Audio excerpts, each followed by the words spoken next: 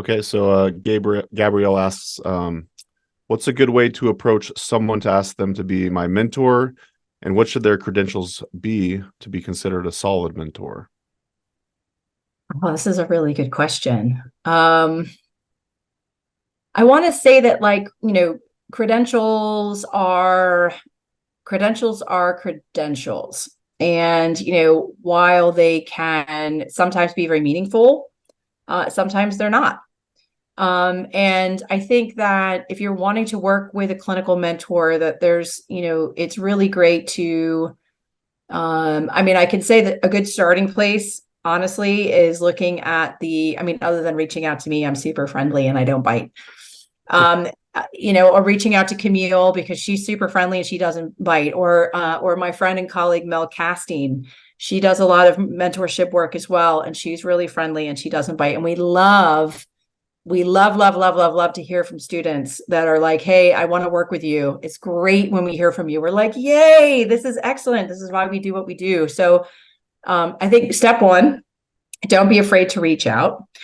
I think the second thing is, credentials are, do some investigation and see what you feels legitimate to you and feels good to you, and what you feel you need as a student to build trust and to feel trust towards your mentor. Because I think that the mentorship relationship is one of mutual trust and respect, and you want to be able to and to be able to hold boundaries, and to be able to make sure your boundaries are not crossed, and all of these other things that go into building a relationship. You want to make sure that this person feels okay for you, that it feels like a safe and supportive and legitimate learning environment. And I feel like only you can really make a judge of that. And so most mentors, I think, I could be wrong about this, are willing to speak with folks prior to them making any sort of financial or otherwise work trade commitment. So, reach out and say hello and ask if it would be okay to, spend 20 minutes having a quick conversation. I call it your red light system. Get your red light system ready to go, and if it's a red light, don't go. If it's a green light, go. If it's a yellow light, put it on the maybe list. And spend a little bit of time. I think it's kind of like, I say this about finding a good therapist, or it's kind of like finding a pair of shoes that do the job and are comfortable and don't hurt your feet and can last a while. And sometimes it takes trying on a few pairs to find the right fit.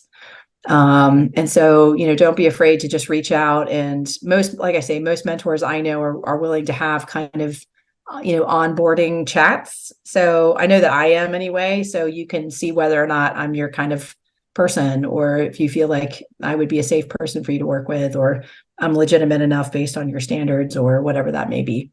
I think the last thing I'll say is that, if you go to the American Herbalist Guild website, they do have a find a mentor. They have a listing for all of the registered herbalists with the guild that are currently accepting mentees. And so if you wanted a good starting place to just kind of see who's out there and what they're offering, you could look through that. I'll say caveat, if when you come to my name, I'm not quite sure if I've updated my information there yet. So it's quite possible that there's others on that list that could probably say the same. And so I would just, don't take what you read 100%, maybe just reach out to them and just check out and see if they're still accepting mentees. That would be my suggestion there.